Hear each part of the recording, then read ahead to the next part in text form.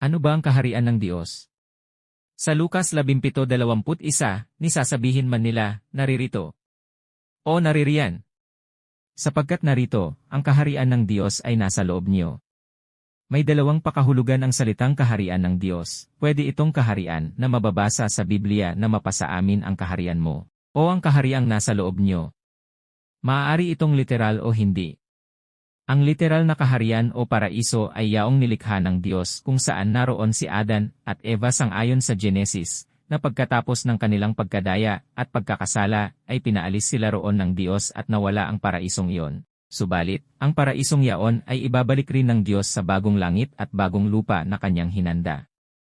Ang kahulugan naman ng kahariang nasa loob niyo ay ang pagsampalataya sa Diyos na magkakaroon tayo ng kasiguruhan na makabalik doon sa paraisong nawala. Kalakip diyan ang pangakong buhay na walang hanggan na ating pinanghahawakan.